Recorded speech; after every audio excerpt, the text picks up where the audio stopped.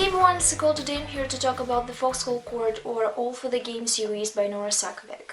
I recently binge read it in a span of a few days, and knowing me, have a few opinions about it. In my wrap-up I said that I really like the books, and I'll be even more forward and I'll say that I gave the series overall 4 stars, which is a good rating, but all the books are not without fault, so in this video we're going to discuss it. The series follows Neal, the new addition to the Palmetto State University AXI team. AXI is a bastard sport sprung out of lacrosse. He's recruited from a small town by a scandalously known coach named Yamas. Neal gives an impression of the runaway, his parents are never around, so he's qualified for the Palmetto's Foxes team, which is basically a variety of delinquents that are given another chance. It turns out that Neal is a runaway. He's a runaway son of a murderous crime lord named the Butcher. His mother kidnapped him and hid him as long as she could, but when she died, Neal is left to his own defenses. Accepting the offer of Palmetto State University is the dumbest decision Neal ever made, because if his face is going to flash on national television, someone is going to recognize him. But it's also dangerous because last year, a rising star named Kevin Day accepted the offer of the Foxhole team, and one of the Neal's most traumatic memories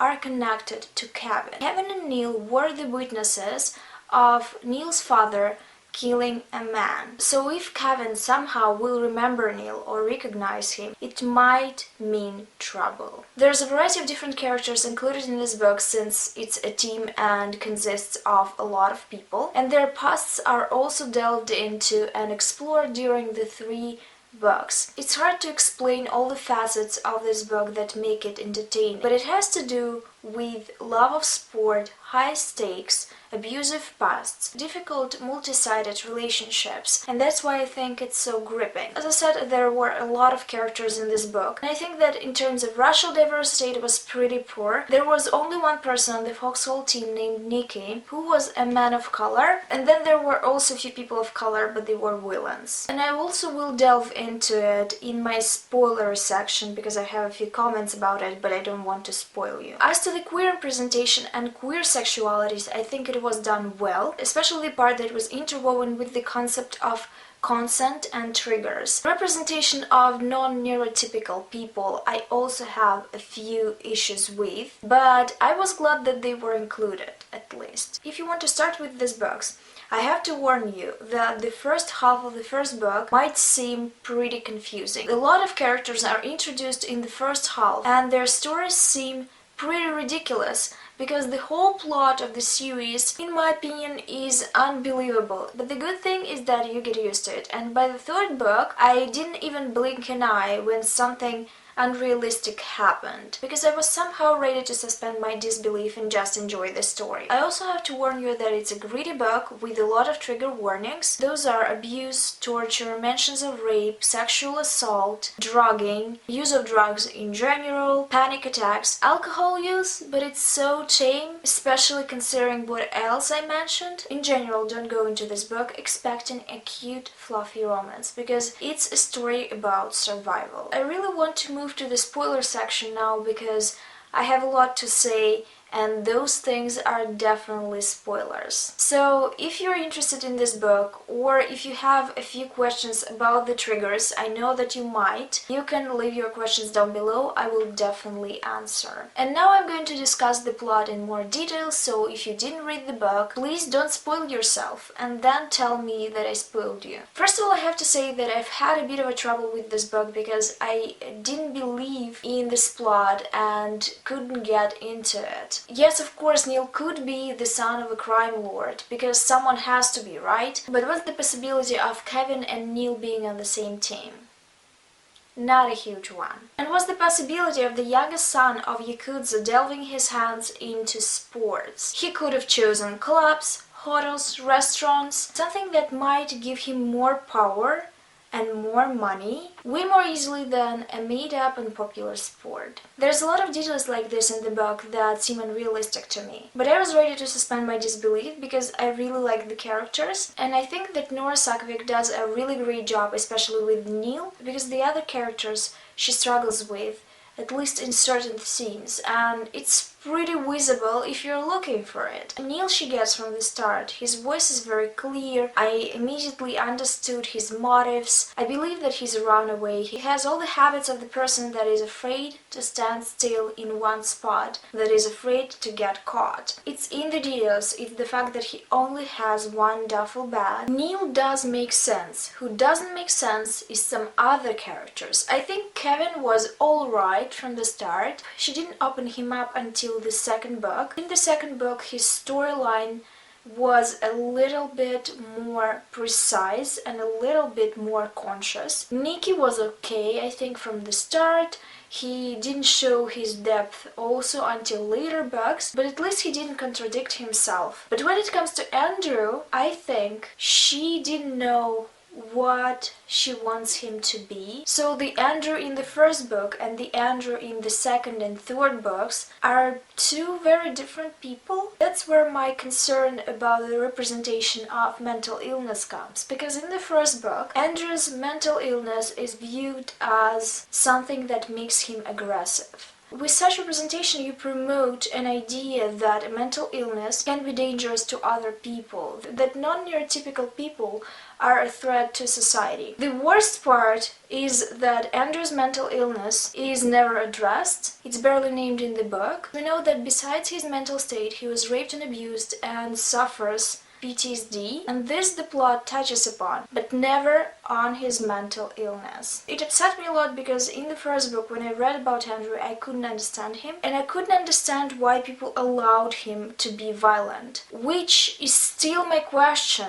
why his teammates allowed him to be violent, why it was just brushed off. People that went through a traumatic experience are not allowed to be violent, even if they have a reason for it. I have no idea why Andrew was allowed to play also. Yes, he was medicated, but then there's Wymack who knew that Andrew sometimes doesn't take pills. It's an interesting angle to judge Coach Wymack as well. It paints him as a very great character because he, as a coach, as a teacher, as a guide, has to look after other teammates in his team and has to provide them safety. And with Andrew, who attacks not only his enemies but also his friends, can you really expect the team to be safe? In general, I think the aggression was overblown in this book, not only from the bad guys but also from the good guys. The most startling episode for me was when Neal was drugged by Andrew, Nikki and Kevin during a party in Colombia. It's not just an incident, it was planned, and it's not the first time when they did it. Last year they did it with Matt. The fact that Wymack didn't do anything about it as an authority raises a few flags. The same can be explored in terms of Ravens. I also find it hard to believe that the administration of Edgar Allan never spotted a beaten kid in the Raven team walking around campus or something. Also, quick note, I found the descriptions of the Raven team extremely cheesy. When they moved in sync, that was completely unnecessary. But since we started with the Ravens, let's discuss the Yamas for a little bit. Nora Sakavic introduces Japanese characters, a few members of the Yama family, only to make them Yakuza. I laughed out loud, to be honest, because at that point I expected it. I think from some point of views it can even be considered offensive. It's the whole Sicily mafia thing all over again. It's just too much, girl. It's just too much. I mean, with the way the plot was going, I expected more silly stuff to happen, so that didn't surprise me. Still, I have to admit that the book is very gripping. Is it the fact that the characters constantly suffer and it makes you care? Is it the fact that the plot is so silly and unbelievable it's entertaining? I cannot tell you the secret of the addictive quality behind these books, because I didn't crack it myself. But the fact is, I read these books one after another and I couldn't stop. What I know is that I enjoyed reading these books and I cared about the characters. That may be the secret that we're looking for. The multifaceted relationships between the characters were very fascinating to read about. And by that I don't only mean the romantic relationships between Andrew and Neal, but also the relationships between Neal and Nikki, between Aaron and Andrew, between Neal and Kevin, between Neal and the other gang. I think that a lot of people forget about the other gang and that they are extremely unappreciated. Moving into the Andrew and Neal relationships, because I promised to discuss the queer aspect of this book as well. I think it's a very unique and interesting exploration because we know that Andrew was raped and is suffering PTSD, but he's 20 and he's attracted to men. And of course he's attracted to Neal. Neal is the guy that never explored his sexuality. He never even explored romance because the best part of his teenagehood he spent on the run with his mother. So seeing these two characters working together on the relationship that might satisfy them both, that won't be triggering for both of them, was very interesting. I enjoyed the fact how much consent played into this relationship and how important it was for both of them, for every single physical thing to be comfortable and accepted. I would never say that the way Andrew treated Neal in the first book can be considered even half healthy. From his perspective it was logical because he was protective of Kevin and he was afraid that Neal might be a rat. But does it excuse him? I don't really have an answer for that. What I saw later into the books in terms of their relationship actually surprised me, and surprised me in a good way. Also, before I finish this review, I think Nikki got so much flack from Andrew, and it was absolutely unreasonable and not needed. I love Nikki with all my heart, and it hurts me when Andrew is being aggressive towards him. That's all the things that I wanted to mention about the series. In the comments down below, please tell me what you thought about the series, if you read them, which scenes were your favorite, which characters are your favorite. Just talk to me about this book. Thank you for watching this video. I hope to see you soon in my next one. Bye!